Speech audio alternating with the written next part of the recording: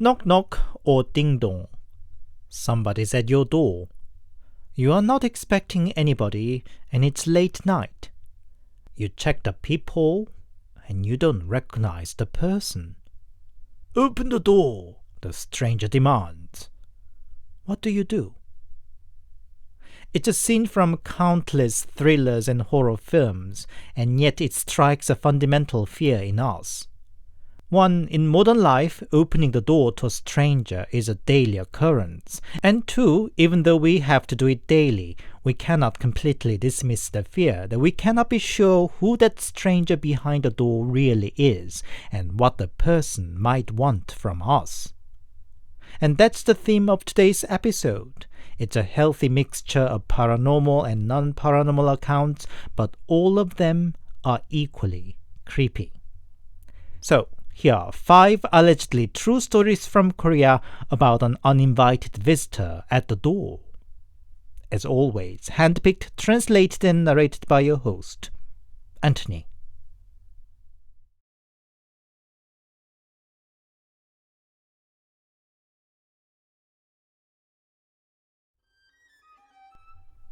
My dad unexpectedly passed away when I was young, leaving me and Mom behind.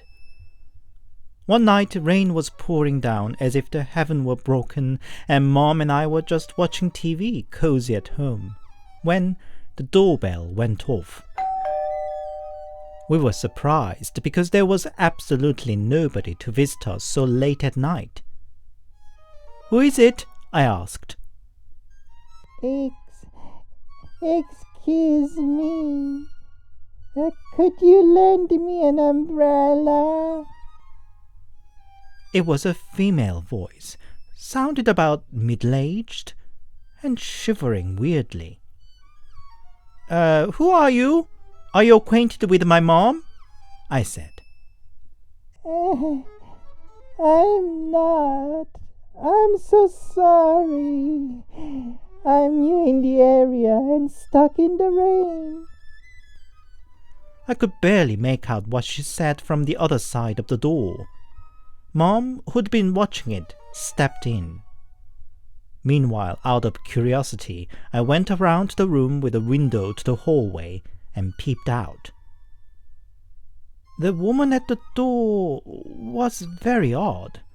From her voice, I expected a middle-aged woman, but under the cap, her hair was bleached bright, her top was electric green, and her jeans were fashionably torn up. I whispered to Mom that it was all too weird and she should not open the door to her, but... "Well, it's pouring down so much. Imagine having no umbrella in this weather. Let's just give her one," Mom said. I wasn't happy about it, but went to the balcony where we stored umbrellas while Mom opened the door. "Oh, go away! Get away!" Mom screamed. I freaked out because Mom never screams. I ran to the door to find the woman outside, trying to unchain the door while Mom tried to close it desperately.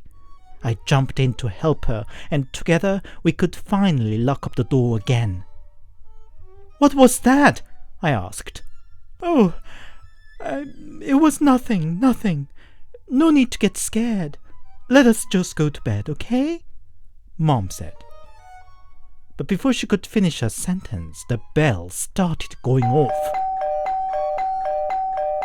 I freaked out and insisted that we should call police, but Mom calmed me down, saying that we could do that if the woman should persist. She calmly prepared to go to bed as if it was any normal evening.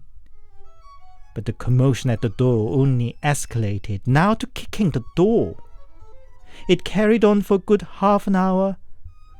It sounded like the noise alerted our neighborhood too, and only when they came out and shouted at the woman, the noise finally stopped. Fortunately, the woman didn't return again, and I brushed it off as a happening of one unlucky night.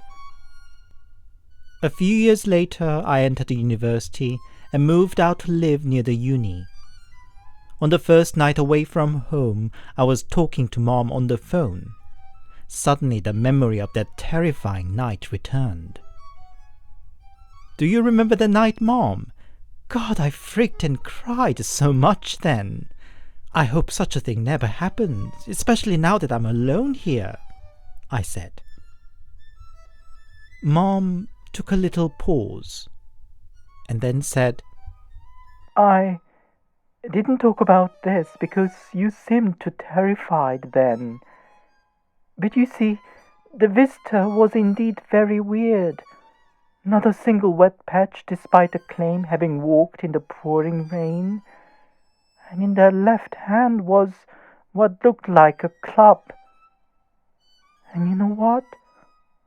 It was a man, that person." I was shocked. "Then why didn't you call police? We should have got him."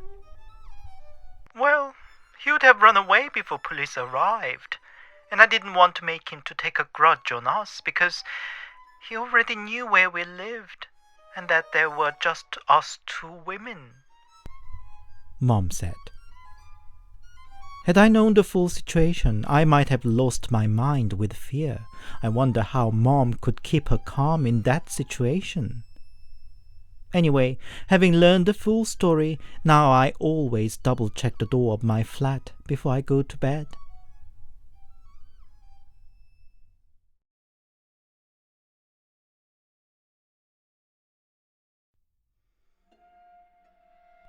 I'm 27 and now expecting my first child. I was frail in my childhood. Born prematurely and under the normal weight, people really didn't expect me to survive. Probably for the reason I suffered a lot of sleep paralysis or hallucinations. Or could it all have been the house I used to live in? We moved into the house when I was 5. I have a lot of memories of a happy childhood there, except I never had a sound sleep for the whole 10 years I lived there. And it started to bang on the first night already. As I said, I had a frail mind and body as a child, and I used to get easily scared. It was natural I had a hard time feeling comfortable in the new house on the first night, and my parents let me sleep together. The sliding doors of the house were fitted with frosted glass panes, and little me was scared something might appear on the glass. Into late hours I couldn't fall asleep and stared at the door. And then, "Come out, baby. Come over here. I have a gift for you. Just come to me, and it's all yours." a voice called for me. A voice so clear and tranquil that ironically it made it even more uncanny and scary. It kept calling me and I could just shiver through the night. I told my parents what I heard in the morning, but they said I just had a nightmare. That might be. But indisputable fact is that I continued suffering night terrors, nightmares, and hallucinations every day ever since. I hardly ever had one peaceful night's sleep, and even a nap in the middle of the day didn't save me from them. Nevertheless, 10 years passed, and sadly my mom was diagnosed with cancer when I turned 15. One evening I went to bed exhausted and sad after caring for Mom suffering with the cruel pain of the late-stage cancer. I was woken up with the dogs barking. I soon realized, indeed not just one or two, but it was the whole chaos of all the dogs in the entire district in uproar. My hearing also seemed to, for some reason especially, have got sharp that night. I could even hear the train passing by the railway that was pretty far away, and on top of over all the dogs' barkings. I was alerted and listened out if there was some intruder in the neighborhood. Suddenly my family dog, that hadn't been joining the barking contests of the dogs in the neighborhood, stood up and growled low towards the gate and soon darted to it. With that, somebody rattled and knocked on the gate violently. I checked the time, which was just passing 3 in the morning. There was no way anybody should visit us that late. But before I could think further, "Come on, dear. Open the door. This is the last chance, and I must take you with me. Come, sweet girl. Come to me." I recognized the voice from many years ago. I was just stuck in bed, shivering, just like that night 10 years ago, until I heard my dad coming out to the living room and turning on the TV there. And just like that, all the barkings of the dogs and the voice calling subsided, except for our family dog still growling and alerted at the gate. But when Dad went back to bed again about half an hour later, all the noises returned, together with a voice calling for me. "Come on, baby. Open the door. I know you are there. No use hiding. Tonight is the night. You must come with me." Needless to say, I didn't sleep a blink the whole night. In the morning, I cautiously asked Dad what made him get up. He said he just wondered about all the dogs barking and got up to check if there was some thief or something. But once again, he didn't seem to have heard the voice.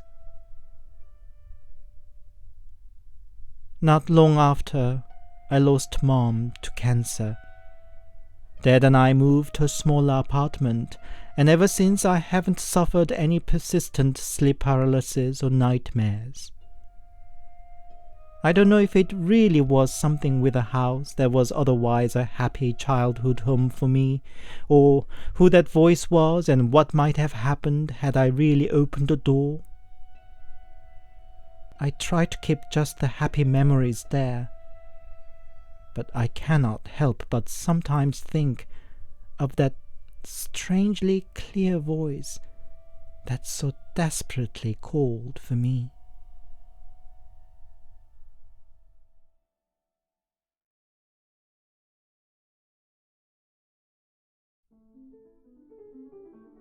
It's from when I was a freshman in uni.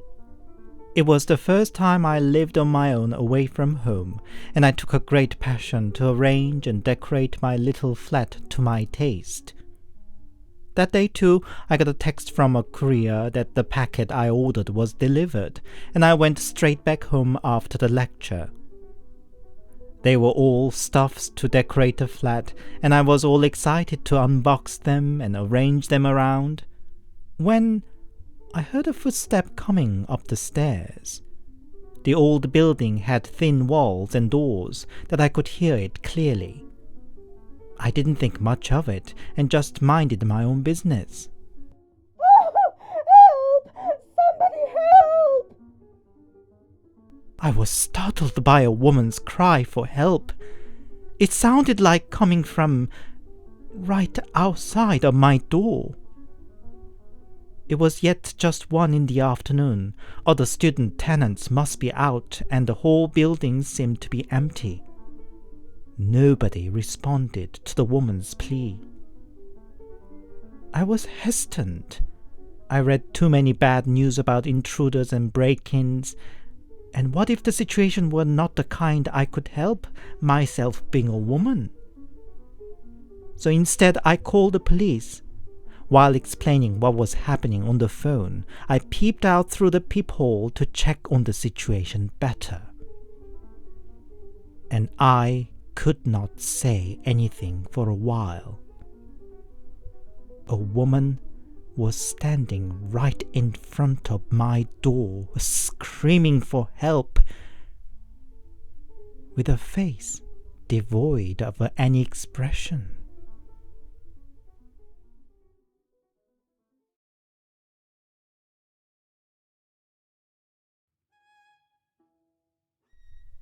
Last year, after finishing the military service, I spent a few lazy months home, starting the day in front of my computer, then TV by the evening, and then finished the day back on computer gaming. One such careless day, I got a bad hangover from heavy drinking the previous night, and just stayed in bed, when I heard footsteps. My home was in a commercial building. My home on the 4th floor was the only residential apartment in the whole building, rest being shops and offices. For the nature of the building, its ceiling was a bit higher and the hallways were laid with granite floor, which made footsteps ring and resonate loud and far. From my room that faced the corridor, I could hear footsteps already from the 2nd floor. And that footstep walked up from the 2nd floor, then 3rd, then to the 4th, where I lived. "Who is it?" I shouted from bed. You have a package. I was crawling out from bed with a grumble, but realized I didn't order anything recently. My parents, who run a shop, usually have their orders delivered to their business. My most recent online shopping was a baseball cap, but I had received that already a couple of days ago. Wondering what it might be, I turned to the doorbell camera. Indeed, a man in a courier service uniform was holding a small box. "That is odd. I'm not expecting anything," I said to him over the door. He seemed to notice the camera and lifted a label on the box up to it. Well, aren't the name and address correct? They were indeed my name and address. But then I noticed something wasn't quite right with the box. I'm just out from the shower. Give me a second to put on something," I said, and quietly tiptoed to my parents' room, whose window faced the street outside.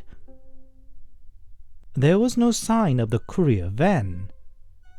Now I was convinced it was a scam. But what was I to do?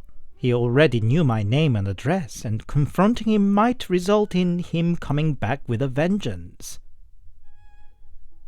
"Is the package for Mr. Lee? He moved out a few days ago." I came up with a lie. Really? Do you have his new address? Or could you open the door in any case? Well, that didn't work. What now? I have lots others to deliver. Please open the door. I at least need to get your signature that the address is wrong. He insisted. "I have no idea. I don't know him anyway, and I'm a bit busy now," was my hectic return. The guy outside sighed and said, Could I at least get a glass of water then? I walked all the way up. Wasn't he so persistent? I ran out of what to respond. "Mister, please just go." My voice saying that was shaking despite of myself. The man suddenly pushed his face towards the doorbell camera, and with a creepy smile he said, Aren't you curious what's in this box, though? You want to see it, don't you? I'll show you. He then pulled out a military pocket knife from his trousers pocket, cut open the box, and pushed it to the camera. My God, whom I was dealing with was not just any old burglar, but a total nutcase. Inside the box was a dead cat, mutilated and slashed all over. I was out of words and my knees were shaking, watching the guy waving the terrible contents to the camera like a clown showing off a toy to a child.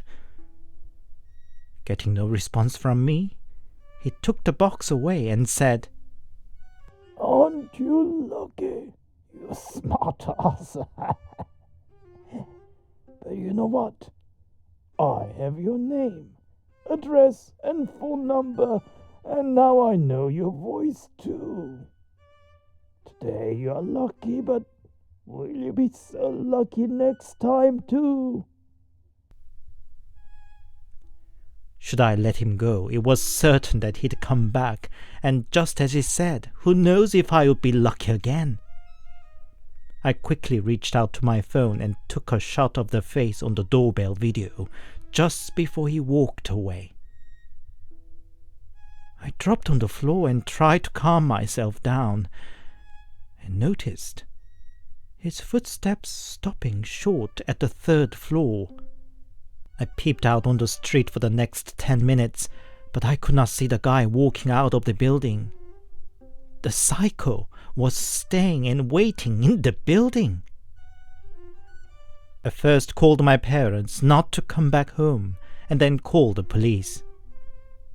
Police arrived 50 minutes later, but their search around the building didn't yield anything. They got the photo of the guy I took and promised to strengthen the surveillance around the building. But would you have relied on that empty promise? I just picked up some clothes and stuff and escaped to my grandparents', and my parents joined me there too.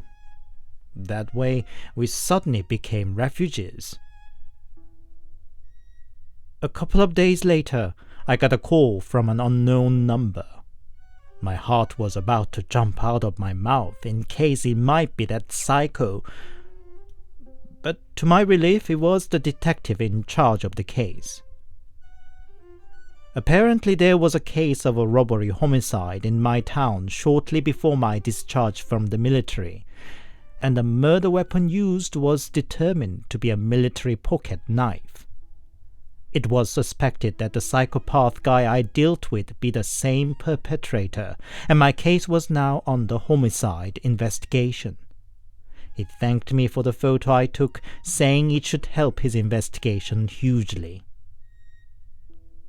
And thank God, the mad guy was caught after about 2 weeks later, and my family could finally move back to our home. Now I always shred every bit of delivery box and letters before I throw them away.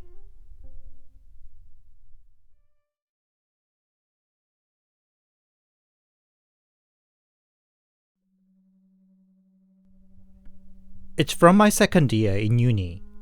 The campus was far away from town, so my flat was also a good 20-minute walk away from the campus through the farming and wild field. That night I watched in my room a horror film from Thailand called Shutter, which was pretty scary. By the time it was finished, time was already passing 2 in the morning. To forget all the creeped-up mood, I called my girlfriend to say silly things like the film wasn't scary at all, she shouldn't watch it, and so on. When I hung up as she wanted to sleep, I was still feeling a bit creeped up, so I called Pyeongchul. He was a close friend, and he often crushed in my place after a long evening of drinks, so I nonchalantly suggested to him that he should come over around and have a drink, hiding my real intention that I was too scared to sleep alone that night. But bad luck, he already had too much drink and could not come over. Oh well, I had to go to bed alone in the end, with the TV on set on the gaming channel. With my eyes still on the TV, I was just about to doze off. Somebody knocked on my door. I was annoyed to have been rudely woken up when I was about to fall asleep. Time was passing 3:32. The knocking persisted. "Who is it?" I shouted, not hiding my annoyance. After a couple of seconds of silence, Hey, it's me, Pyeongchul. the friend who turned down my invitation. "If you were to come, should have come earlier, you bastard!" I shouted and went to open the door. Hey, it's me, Pyeongchul. He said again. "I heard it, I'm coming." Hey, it's me, Pyeongchul. I said I heard it. Wait a second. Hey, it's me, Pyeongchul. Was he drunk or what? I got annoyed for him keep repeating the same thing, and suddenly chills ran down my spine. Normally I would have burst open the door with a healthy dose of rough swears.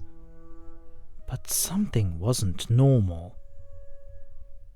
Who is this? I cautiously asked again. Hey, it's me, Pyeongchul. I realized he was repeating not only exactly the same sentence, but with exactly the same tone and inflection every time, like a broken record. I pushed my ear to the door as to pick up any unusual sound. Hey, it's me, Pyeongchul. Once again. I realized another odd thing. The voice was coming from the outside, all right, but from somewhere higher up, more like from the ceiling. I quickly checked the door was all locked up and shouted, "Who the fuck are you? What do you want?" I kept my ear to the door, but didn't hear anything other than the sound of insects and breeze running through the corridor. I kept listening on for a good 10 minutes, and only then could calm myself down enough to go back to bed.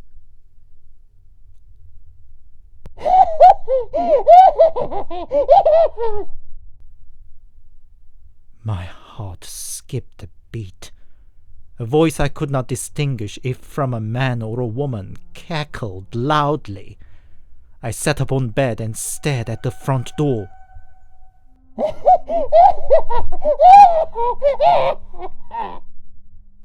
The cackle got only louder and desperate, as if squeezing out from the last breath.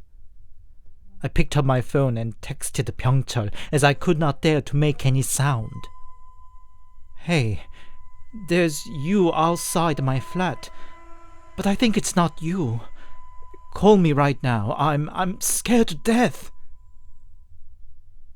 I must have sent the same message 10 times or so, while intensely looking at the door where the cackle was continuing. When one is driven to one's limit with a panic and tension, one could go mad, as they say. I guess I passed that point. Suddenly rage overcame my fear. I jumped up, picked up a kitchen knife, marched to the door, and opened up. There was nobody. I shouted and swore all I could, waving the knife in the air. I don't know for how long. Suddenly the wave of rage dissipated, and I was filled up with fear once again. There was nobody in the dark of the night. Even the motion-detecting lamp in the corridor failed to come on. I jumped back in my flat and to my bed, and once again just stared at the door with a knife still in my hand and breathing hard. Dawn was breaking slowly, but I couldn't relax. Somebody screamed right outside the door. It was Pyeongchul. Unlike the mystery voice earlier, I sensed it really was him. Still holding the knife just in case, I rushed out. At the end of the corridor was Pyeongchul, fallen on the floor. All I could feel was a great relief to have him around. "You son of a bitch! Where the hell have you been?" My relief bursted out with rough swears. But Pyeongchul, without a word, came over, grabbed me by my shirt, and started dragging me away. I couldn't understand what he was doing, but I wasn't myself, and just followed him all the way out of the building. In the light of the morning sun, my legs gave in and just sat on the ground. "Oh my God! You won't believe what happened! Get another room!" Pyeongchul cut in sharply. "What? Why? You saw something. You did, didn't you? Tell me, I said.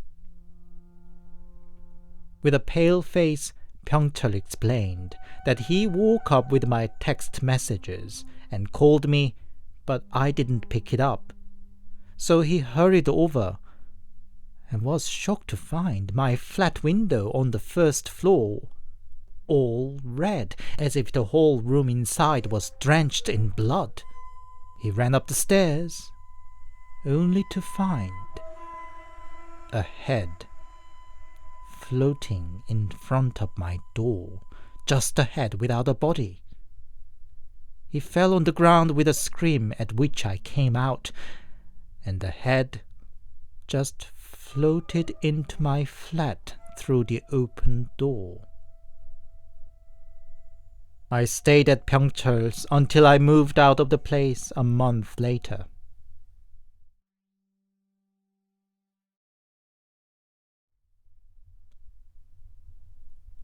Hi, it's Anthony here, and thank you very much for listening.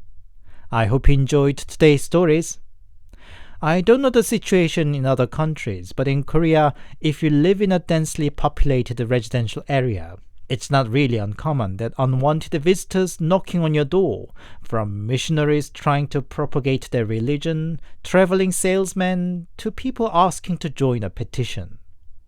For some unlucky ones, it happens so often that they can get a bit paranoid about their doorbell going off. Not that common, and yet definitely existing cases of a robot trying to get in feigning a delivery man fans the anxiety even more. It's a bit sad we can't simply get excited about a visitor at our door, isn't it? If you enjoyed my work, please leave it a like and a comment, and please consider subscribing to my channel. It's free and you'll get updated about my new uploads. If you'd like to support me more directly, I also have a Buy Me a Coffee account. The link's in the description. Supporters are getting the access to my new videos a week before everybody else. Thank you. I'll come back next Sunday. Stay safe and take care.